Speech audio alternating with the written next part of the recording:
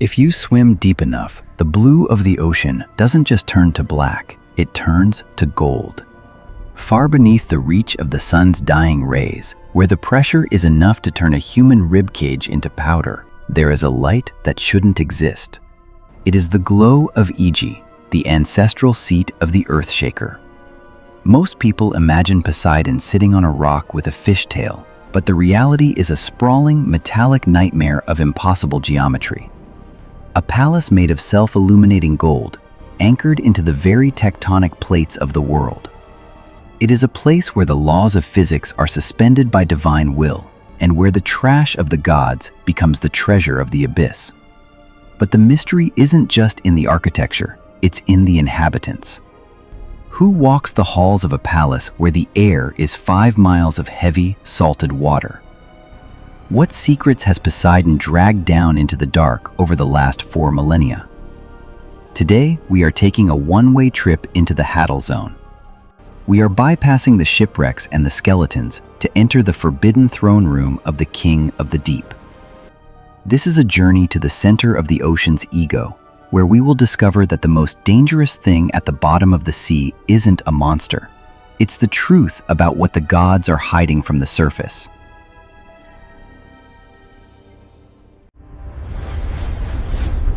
Unveil the legends. The location of Aegae is a shifting enigma. Ancient texts place it near Euboea, but sailors from every corner of the world have claimed to see its glow in the furthest reaches of the Atlantic and the Pacific. The palace is a quantum kingdom. It exists wherever the sea is deepest. Its walls are not built of stone, but of solidified current, water compressed by Poseidon's trident until it has the density of diamond, but the transparency of glass. When you look through the windows of Aegae, you aren't looking at the garden. You're looking at the roots of the continents. Inside, the palace is a cathedral of excess. The floors are paved with the pearls of extinct giant mollusks, and the ceilings are draped in sea silk, a fabric woven by nymphs that is stronger than steel and softer than a cloud. But there is a haunting silence to the place. There are no fires, no torches, and no warmth. The light comes from the walls themselves, a rhythmic, pulsing bioluminescence that mimics the heartbeat of the planet. To walk through these halls is to realize that Poseidon doesn't just live in the sea, he is the sea.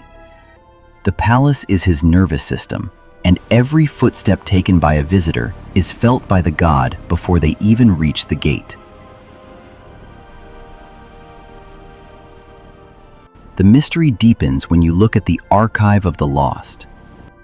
One entire wing of the Golden Palace is dedicated to everything the sea has ever claimed. This isn't a collection of rotted wood and rusted iron. In Poseidon's presence, time stops. Here, you will find the triremes of ancient heroes looking as fresh as the day they were launched. You will find the crown of the first king of Atlantis, still gleaming with a light that hasn't seen the sun in 10,000 years. Poseidon is the ultimate hoarder of human history.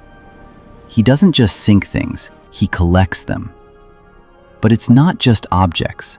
There are whispers of the sunken court, a group of mortals and demigods who were saved from drowning only to be kept as eternal ornaments in the palace. They can breathe the water, but they can never leave the pressure. They live in a state of golden suspended animation, serving as a reminder to the god of the fragility of the world above. This is the dark side of his hospitality. If Poseidon finds you interesting enough, he doesn't let you die. He makes you a permanent part of his decor. The bottom of the palace is a museum where the exhibits are still breathing.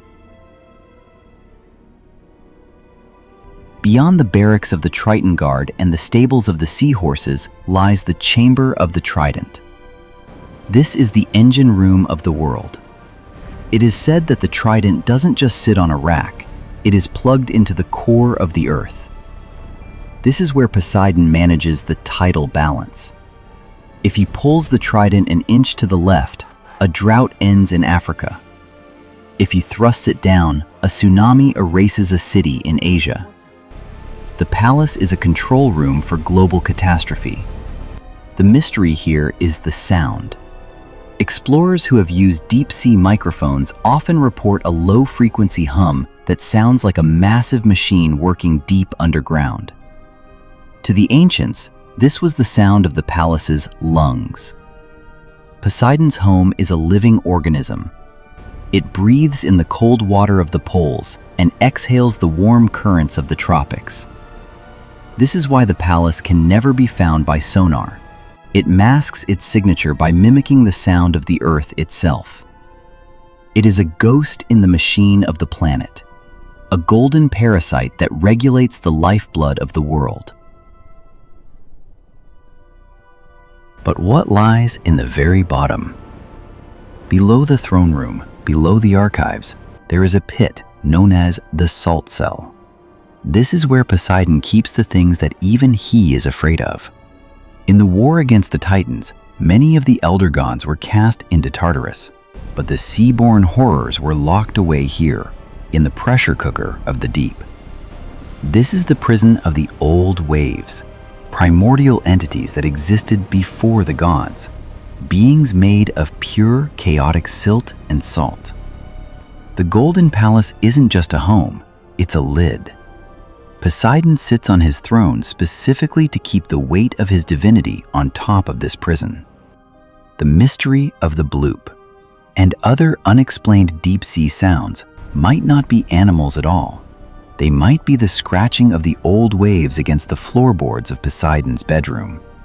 He lives in luxury because he is the jailer of the apocalypse. If the Golden Palace were ever to crumble, the things underneath it would rise to turn the entire atmosphere into a choking, salt-filled mist. The beauty of the palace is a distraction from the horror it suppresses. As we return to the surface, the light of the Golden Palace fades into the murky green of the upper ocean. We leave behind the silence, the pressure, and the God who watches us with eyes that have seen the birth of every island. The mystery of the deep is that it isn't empty. It is crowded with the ego of a king who refused to be second to Zeus. The next time you look out at a calm, flat sea, remember that you are looking at a roof. Beneath that roof is a palace of gold, a museum of the dead, and a God who is holding back the end of the world with a three-pronged spear. Poseidon doesn't need our prayers. He has his treasures. He has his palace. And he has the absolute certainty that, eventually, everything on land will end up on his floor. The sea is patient, the gold is eternal, and the palace is always expanding to make room for the next secret we lose to the waves.